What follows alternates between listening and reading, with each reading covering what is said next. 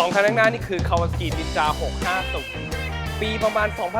2012-13 ชั่วโมงนี้รถมือ 2 อยู่ประมาณ100,000 กว่าบาท หลายคนอยากเล่นเหลือเกินแต่กลัวปัญหาที่เคยได้ยินมา ไม่ว่าจะเป็นวาล์วขาด ปั๊ม ABS หลังติด รวมถึงน้ำมันเครื่องหาย จริงไหม เดี๋ยวมาชมกันในคลิปนี้นะครับ วันนี้เรามาพูดคุยกันใน 2 คันนี้นะครับ Kawasaki Ninja 650 ซึ่งพื้นฐานทุกคนต้องทราบดีมันก็พื้นฐานเดียวกับ Kawasaki ER6N รวมถึง Versys นะครับแต่ Versys เนี่ยคือใช้รวมแค่เครื่องยนต์แต่พื้นฐานหลายๆอย่างต่างกันแต่ถามว่าใกล้เคียงกับ ER6N นะครับเพียงแต่ ER6N จะเป็น Naked Bike ส่วน Ninja จะเป็นรถ Sport Full Fairing นะครับก่อนที่จะมาพูดคุยเรื่องปัญหานะครับเรามาดูสเปครถเบื้องต้นกันก่อน Kawasaki Ninja 650 นะครับเครื่องยนต์เป็นเครื่องยนต์2สูบเรียง Parallel Twin นะครับวางเข้าเวกที่180องศาจะขึ้นสลับกันซ้ายขวานะครับ649 cc 8 วาล์วนะครับก็คือสูบละ4วาล์วแรงม้าสูงสุดตัวนี้อยู่ประมาณ70กว่าตัวที่ 8,500 รอบนะครับซึ่งถ้าเป็นโฉมปัจจุบันแรงม้าจะน้อยกว่าตัวนี้หลายคนจะทำไมตัวเก่ามันแรงม้าเยอะกว่าเพราะว่าปัจจุบันโฉมใหม่มันมีเรื่องมาตรฐานไอเสียขึ้นมาทำให้แรงม้ามันน้อยลงแต่ในโฉมใหม่หรือโฉมที่ถัดจากตัวนี้ชดเชยมาด้วยน้ำหนักที่น้อยลงไปใช้คำว่า10กว่าโลได้นะครับก็ถือว่าถั่วกันไปน้ำหนักตัวรถตัวนี้อยู่ที่211กิโลกรัมรวมของเหลวนะครับก็ถือว่า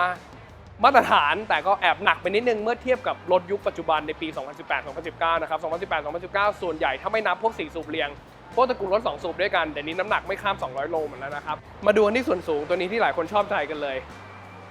ส่วนสูงที่ไม่สูงเลยเป็นใช้คำว่าบิ๊กไบค์ในเจนแรกๆเลยนะครับช่วงประมาณ 2,000 มันมีจริงๆโฉมนินจาเนี่ย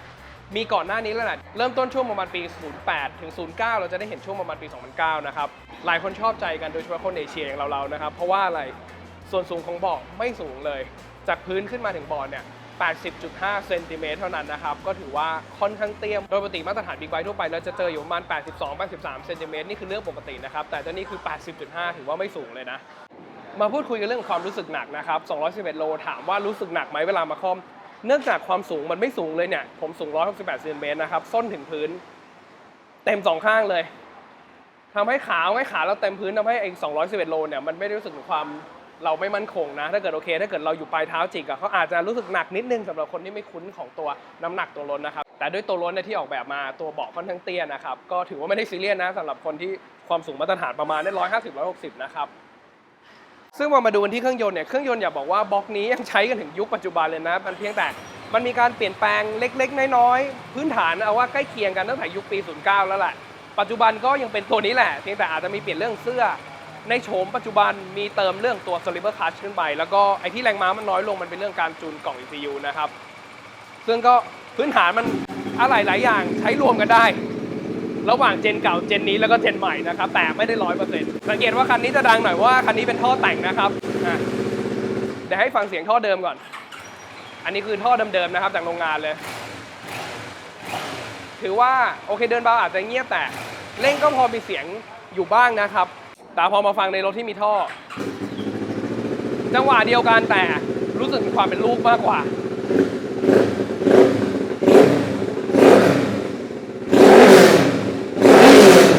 อันนี้หลายคนคงจะคุ้นเคยกันนะครับเพราะว่าเราจะได้ยินเสียงอารมณ์นี้อยู่ในรถ2สูบหลายๆรุ่นนะครับไม่ว่าจะเป็นตัวเล็กอย่างตัวตระกูล300หรือ250นะครับพวกนินจาหรือ Z250 Z300 นะครับก็จะเป็นการวางเข้าเวกที่180องศาเหมือนกันเพียงแต่ซีซีมันก็จะต่างกันนะครับมาพูดคุยเรื่องปัญหาเลยแล้วกันที่คนพูดถึงมากที่สุดรวมถึงมีคนสอบถามเข้ามาเยอะที่สุดนะครับว่าเนี่ยจริงไหมที่วาล์วมันขาดนะยุคเจนที่ประมาณ12 13ไม่เกิน14บอกโอ้โหขาดทุกคันถามว่าเคยมีขาดไหมยอมรับว่าแต่ก่อนรถที่ผมเคยขายไปมี ต้องใช้คำว่ามีนะครับถามว่าเพราะอะไรในยุคเอาว่าช่วงประมาณคุยกันที่ 2-3 ปีที่แล้วกันสมัยนั้นคือยังเป็นอารมณ์แบบจับรถมาขายไปล้างทำความสะอาดแล้วก็ตั้งขายเลยนะครับแต่อาจจะไม่ได้เช็คลึกเหมือนในยุคปัจจุบันนะครับปัจจุบันเนี่ยไม่ว่าจะเป็น ER6N Ninja 650รวมถึง Versys รวมถึง Vulcan 650S เนี่ยจะใช้เครื่องยนต์พื้นฐานตัวเดียวกันแล้วมักจะเจอปัญหาที่คับคล้ายและคล้ายๆกันทำให้โอเคเราก็ผมจะสติ๊กช่างเป็นพิเศษนะครับว่าให้ดูจุดนี้คือทุกอย่างดูโดยรวมแต่ในรถรุ่นนั้นรุ่นนี้รุ่นนู้นที่มักจะเจอปัญหาที่เขาชอบเจอกันก็จะตรวจสอบให้เป็นพิเศษนะครับเพื่อให้ไม่เจอปัญหานั้นถามว่าหลักๆมันมีอะไรบ้างคำว่าวาล์วขาดนี่คืออะไรหลายคนบอกว่าเคยได้ยินเคยดูคลิปว่าณวาล์วยุคใหม่กับวาล์วยุคเก่ามีปัญหาเรื่องตัวรอยต่อของตัวบ่าวาล์วกับก้านวาล์วความสูงต่ำอยู่คนละตำแหน่งกันทำให้โอกาสวาล์วขาดมันมี ในตัวยุคปี 2012 2013 2014 นะครับแต่จริงๆแล้วโอเคอันนั้นอาจจะเป็นอีกปัจจัยหนึ่งแต่ผมว่าถือว่าเป็นปัจจัยที่เล็กน้อยมากเลยการที่วาล์วขาดหลักๆเลยเกิดจากความร้อนสะสมสูงนะครับความร้อนสะสมเนี่ยเกิดจากหลายปัจจัยนะครับเพียงแต่มันไปลงที่วาล์วก่อนเหตุการณ์นี้จะเกิดที่วาล์วก่อนที่จะอย่างอื่นพังนะครับความร้อนสะสมสูงนี่เกิดจากหลายปัจจัยนะครับไม่ว่าจะเป็นน้ำขาดทุกคนคงทราบดีน้ำหล่อเย็นขาดวาล์วยันรวมถึงการที่ ECU จ่ายน้ำมันผิดพลาดเนี่ยก็ทำให้เครื่องยนต์มีความร้อนสะสมสูงกว่าปกตินะครับซึ่งเนี่ยอย่างที่ผมบอกนะครับต้องเช็คเป็นพิเศษหลักๆคือเจออะไรบ้างจุดแรกเลยที่มักจะเจอนะครับที่ทำให้ส่วนผสมมันเพี้ยนคืออะไรท่ออากาศหรือท่อแวคคัมนะครับรั่วหรือหลุดหรือปลายแตกเอาง่ายมันรั่วระบบมันจะต้องมีระบบสูญญากาศอยู่ในท่อไอดีนะครับแต่ปรากฏว่านะตัวเซ็นเซอร์จับแบบเนี่ยมันรั่วออกมาทำให้เซ็นเซอร์มันเพี้ยนน้ำมันเลยจ่ายเพี้ยนนะครับความร้อนมันก็เลยสะสมสูงขึ้นนะครับมันก็เลยทำให้เกิดการเสียหายนะครับซึ่งจุดเนี้ยถามว่าสังเกตยังไงได้บ้างในรถหลายๆรุ่นถ้าระบบ ID รั่วอาการในรถหลายรุ่นจะออกมาชัดเจนคือเบาดับทันทีเอาให้เบาดับเร่งดับเบาดับคือจะดับเป็นว่าเล่นนะครับแต่ในตัวนี้ยังมีระบบชดเชยที่ทำให้ไอ้ท่อนี้หลุดเรายังขับได้ต่อแต่อาจจะมีอาการว่าลากแบบรอบสูงมาปื๊ดแล้วพอจอดติดไฟแดงแล้วดับเอาว่าสังเกตเนี่ยถ้ามีอาการดับบ่อยๆโอกาสที่ท่อแวคคัมรั่วมีแต่จุดที่สังเกตง่ายที่สุดนอกจากลองไปขับแล้วมันดับนะครับคือมันจะมีเสียงอยู่ใต้ถังนะครับเสียงมันจะเป็นไงดังฟุบฟุบฟุบฟุบฟุบฟุบถ้าเกิดใครที่อยู่กับเครื่องยนต์เนี่ยจะเคยได้ยินเวลาเราเอาท่ออากาศออกมามันจะมีเสียงดูดออกจากท่อเล็กๆนะครับดังฟุบฟุบฟุบฟุบฟุบตลอดเวลาจะดังอยู่ประมาณแถวถังน้ำมันด้านซ้ายนะครับซึ่งจะดังชัดเจนเลยกรณีถ้าคนฟังเป็นนะครับแต่ถ้าเกิดคนฟังไม่เป็นก็สังเกตดูถ้ารถคุณดับบ่อยๆนั่นแหละโอกาสที่ท่อรั่วไม่ดีมันรั่วคือมีต่อมาเลยที่พูดได้เลยว่าเป็นปัจจัยที่ทำให้วาล์วขาดมากที่สุดคืออะไรวาล์วยันอาการวาล์วยันมีกับเครื่องยนต์ทุกรุ่นนะครั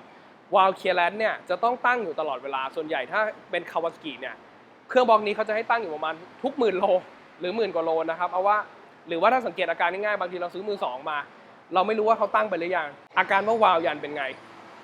จะคล้ายๆกับท่อแวคคัมรั่วแต่จะต่างกันไปนิดนึงคืออาจจะมีอาการสตาร์ทติดยากตอนเช้า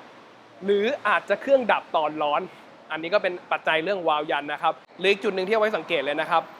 บเวลาสตาร์ทถ้าวาล์วไม่รั่วไม่ยันรวมถึงท่อแวคคัมไม่รั่วนะครับเวลาสตาร์ทเนี่ยเรากดด้วยปลายนิ้วได้เลยแต่ถ้าเกิดมีอาการว่าต้องเร่งช่วยแบบอารมณ์แบบอืดเหมือนไม่อยากจะติดต้องเร่งช่วยนะครับอันเนี้ยถามว่าโอกาสที่จะเป็นวาล์วยันสูงนะครับแต่ถามว่าท่อบางทีเราไปใส่ท่อสูตรที่สูตรมันเพี้ยนเอาว่าตีสูตรท่อไม่ได้มาตรฐานโอกาสที่สตาร์ทยากอย่างนั้นมีไหมมีแต่มันจะแบบเร่งช่วยนิดนึงแต่ส่วนใหญ่ถ้าเกิดท่อถ้าเกิดได้มาตรฐานมันก็จะลงแบบปลายนิ้วจิกนี้เหมือนกันนะครับอันไหนเงี้ยอันนี้คันนี้ท่อแต่งนะครับคำว่ามาตรฐานในนี้ไม่ใช่มาตรฐาน ISO รองรับเลยนะครับแต่ใช้คำว่าสูตรดีกว่าคือท่อสูตรมันได้นะครับมันก็สตาร์ทติดด้วยปลายนิ้วเหมือนกันโดยที่เราไม่ต้องเร่งช่วยนะครับแต่วาล์วยันส่วนใหญ่มักจะเจอตอนชัดเจนที่สุดคือตอนเครื่องเย็นนะครับเครื่องเย็นจะต้องเร่งช่วยเยอะแต่ถ้าเกิดร้อนแล้วก็ติดด้วยปลายนิ้วเหมือนกันนะครับต่อมาปัญหาจุดที่2นะครับที่ถือว่าเป็นปัญหาโลกแตกเหมือนกันในรถรุ่นนี้นะครับคือปั๊มเบรก ABS หลังติดนะครับหรือว่ามันค้างอาการขับอยู่เบรกหลังมันหายไป คือเบรกหลังใช้การไม่ได้นะครับถามว่าเกิดจากอะไรมักจะเกิดกับรถที่ไม่ค่อยได้ใช้งานไหมบางคนรถไม่ใช้งานก็เสียหรอคือเรื่องคือระบบการทำงานเนี่ยสำหรับคนที่ยังไม่ทราบนะครับระบบเบรก ABS เนี่ยจะทำงานก็ต่อเมื่อเบรกกระทันหันในขณะที่เราขับขี่อยู่เนี่ยเบรก ABS จะไม่ทำงานการแตะเบรกไปแต่ละครั้งเนี่ยบางคนเข้าใจว่าการแตะเบรกทุกครั้งเนี่ย ABS จะทำงานทุกครั้ง ABS จะไม่ทำงานพร่ำเพรื่อนะครับเอาง่ายๆเลยเวลาเราขับอยู่นะครับในขณะขับขี่ล้อหน้าและล้อหลังมันต้องหมุนพร้อมกันและหมุนเท่ากันนะครับเพราะว่าความเร็วอยู่เท่ากันยกเว้นกรณียกล้อนะครับอันนี้ไม่สนับสนุนนะครับขับไปเรื่อยๆความเร็วที่ล้อหน้าความเร็วที่ล้อหลังหมุนเท่ากันเกิดเหตุการณ์ว่าเราเหยียบเบรกกระทันหันเหยียบเบรกจนชนิดที่ว่าล้อหลังล็อกเลยคือเอาง่ายล้อหมุนมาแล้วปรากฏเราเบรกให้ล้อหลังมันหยุดสนิทเอาง่ายล้อหลังหมุนช้ากว่าล้อหน้าเมื่อไหร่ระบบเบรก ABS หรือปั๊ม ABS ถึงจะทำงานนะครับในรถสมัยก่อนที่ไม่มีระบบเบรก ABS นะครับขับมาปื๊ดพอเรากดเบรกแบบกระทันหันจนล้อล็อกสิ่งที่เกิดขึ้นคือล้อหลังมันจะเอียดล้อหลังจะปัดนะครับก็คือล้อมันล็อกหรือว่ากำเบรกหน้าจนล้อหน้าล็อกก็คือเบรกจนล้อหลังยกเอาง่ายๆนะครับเบรกแบบสไตล์พวกสตันท์สมัยก่อนนะครับซึ่งมันก็อาจจะทำให้เสียจังหวะหรือตกใจนะครับทำให้รถรุ่นใหม่ๆมีระบบเบรก ABS เข้ามาเหมือนกันในรถยนต์นี่คืออะไรในรถที่ไม่มี ABS ถ้ากดเบรกกระทันหันจนล้อ4ล้อเนี่ยล็อกเมื่อไหร่รถจะหมุนแต่ถ้ามี ABS มันจะมีระบบช่วยตัดคายนะครับเหมือนมอเตอร์ไซค์เหมือนกัน เพื่อให้ล้อหลังไม่เอียดลากยาวหรือล้อหน้าไม่ได้หยุดจิกจนล้อหลังยกนะครับอันนี้ก็เป็นระบบความปลอดภัยของรถยุคใหม่ๆจุดที่ผมว่ามาเนี่ยบางทีเราไม่ค่อยได้ใช้งานเบรก ABS เอาง่ายๆคือคนที่ใช้งานทั่วไปขับไม่ได้เร็วมากเอาว่าไม่เคยขับแบบสวิตช์สวาร์ทจน ABS ทำงานเอาง่ายๆคือปั๊มเบรก ABS ไม่เคยทำงานเลยไม่เคยถูกกระตุ้นเลยนะครับซึ่งโอกาสที่ปั๊ม ABS มันจะค้างหรือมันจะล็อกมีนะครับเพราะว่ามันมีเพาลูกเบี้ยวแล้วมันจะเป็นเดือยตัวหนึ่งที่มันเอาไว้เตะเข้าเตะออกแล้วมันจะออกตามเพาลูกเบี้ยวนะครับแต่บางทีเนี่ยจังหวะที่มันเตะเข้าแล้วมันไม่คืนเนี่ยมันก็ล็อกทำให้ระบบเบรกหลังมันหายไปหรือมันไม่ทำงานนะครับซึ่งหลายคนแก้ปัญหาโดยการบายพาสมันทิ้งเลยถามว่าคำว่าบายพาสคืออะไรโดยปกติเนี่ยจากขาเบรกจะต้องยิงตรงเข้ามาปั๊ม ABS แล้วจากปั๊ม ABS จะไปที่ปั๊มเบรกหลังอีกทีหนึ่งเลยครับการบายพาสคือจากขาเบรกยิงตรงไปที่คาลิเปอร์เบรกหลังเลยซึ่งเอาง่ายกดเบรกไปล้อมันล็อกแน่นอนเพราะว่าไม่มีระบบเบรก ABS ละหลายคนถามว่าวิธีสังเกตบอกABS ไม่ทำงานเนี่ยไฟต้องโชว์ใช่ไหมบอกจะดูที่ไฟหน้าปัดเนี่ยสตาร์ทครั้งแรกโชว์พอออกตัวล้อหน้าล้อหลังหมุนเท่ากันตัวไฟเบรก ABS จะดับนะครับซึ่งจุดนี้ถามมาดูไหมต้องใช้คำว่าดูไม่ได้เพราะว่าอะไรในบางคันที่บายพาสแล้วนะครับแต่ยังต่อปั๊ม ABS อยู่คือไม่ได้เอาปั๊ม ABS ออกไปคือในระบบกล่องเนี่ยมันยังทราบอยู่ว่ามีปั๊ม ABS อยู่อิเล็กทรอนิกส์รู้ว่ามีกล่องแต่เมคานิกเราไม่ได้ต่อเข้าไปในปั๊มนะครับคือต่อตรงไปเรียบร้อยแล้วเพราะฉะนั้นไฟมันดับนะครับดูตรงจุดนี้ไม่ได้ถามว่าวิธีดูว่า ABS ไม่ทำงานดูไงคือเบื้องต้นเนี่ยถ้าเกิดคนดูเป็นจะทราบนะครับว่าสายเบรกถ้ามันยิงตรงจากขาเบรกมาที่ปั๊มเนี่ยนั้นแปลว่าบายพาสละหรือว่าปั๊มเสียไม่เสียดูยังไงเวลารถทุกคันเนี่ยผมจะให้ช่างเช็คนะไม่ได้รถรุ่นนี้รุ่นเดียวขับมาความเร็วประมาณ 20-30 นะครับต้องย้ำว่าเป็นถนนปิดนะครับถ้าเกิดลองบนท้องถนนเนี่ยอันตรายนะเพราะถ้าเกิดมีเบรกตามหลังเขาจะตกใจนะครับขับมาประมาณ 20-30 ปื๊ดแล้วกดเบรกหลังเลยถ้าล้อหลังมีการสับคายนะครับไม่ได้ลากยาวเอียดเนี่ยแปลว่าระบบเบรก ABS ยังทำงานอยู่แต่ถ้ามันลากเอียดแล้วหันกลับไปดูเห็นลายดอกยางยาวกับถนนนะครับอันนั้นแปลว่าปั๊ม ABS ไม่ได้ต่อแล้วหรือว่าไม่มี ABS เรียบร้อยแล้วนะครับเบรกหน้าเหมือนกันถ้าเกิดเบรกหน้าเวลากำเบรกเนี่ยมันต้องตึกเอาไว้มันจะสับนะครับแต่ถ้าเกิดมีอาการล้อหลังยกนิดนึงนั่นแปลว่าปั๊มหน้าไม่ทำงานเหมือนกันแต่ส่วนใหญ่ในรถรุ่นนี้ทั้ง ER ทั้ง Versys ทั้ง Ninja 650ในเจนนี้นะครับไม่ค่อยเจอปั๊มหน้ามีปัญหาส่วนใหญ่ที่เจอคือปั๊มหลังนะครับที่มันมักจะค้างซึ่งจุดเนี้ยมันต้องมากระตุ้นหน่อยมันต้องมากระตุ้นช่วยนะครับซึ่งส่วนใหญ่เนี่ยตั้งแต่ที่ผมเจอมาโดยปกติเอาว่ารถเวลาบางทีมาขายหน้าร้านนะว่าตามจริงนะครับถ้าเกิดเช็คมาแล้วปั๊ม ABS ไม่ทำงานผมก็ต้องทำให้มันทำงานนะครับหรือว่าแต่ส่วนใหญ่ผมไม่ค่อยซื้อเข้าเนี่ยโดยเฉพาะพวกรถที่มันบายพาสมาเรียบร้อยนะครับคือโอเคเสียเข้าใจแต่ถ้าแบบบายพาสนี่แปลว่ามันบ่งบอกว่าเจ้าของเก่าที่ดูแลมันเซอร์วิสแบบง่ายๆหรือหยาบๆนะก็คือบายพาสมันเลย เพราะว่าอะไรนะตัวปั๊มเบรก ABS เนี่ยว่ากันตามจริงผมว่าซีเรียสกว่าวาล์วขาดเลยนะอย่างเวลาเราฝืนขับรถจนวาล์วขาดเนี่ยมันจะขาดแค่วาล์วเดียวค่าวาล์วไปเบิกศูนย์เลยตัวหนึ่งประมาณ 300-400 นะครับแต่ส่วนใหญ่ถ้าเกิดมันขาดผมแนะนำว่าเปลี่ยนมันทั้ง8ตัวไปเลยให้มันเป็นพานรุ่นใหม่ที่ว่าไอตัวข้อต่อข้อเชื่อมระหว่างก้านกับตัวตีนวาล์วเนี่ยมันอยู่สูงขึ้นอันนั้นก็อะไรก็เอาให้พาร์ทนัมเบอร์ใหม่โอกาสวาล์วขาดมันจะน้อยลงนะครับซึ่งบอกให้เปลี่ยนเลยเอาว่าเปลี่ยนเต็มชุดเปลี่ยนประเก็นส่วนใหญ่วาล์วขาดมักจะมากับลูกแตกเลยเพราะว่าตัวหัววาล์วมันจะทะลุลูกออกมาอยู่ข้างใต้เครื่องเลยนะครั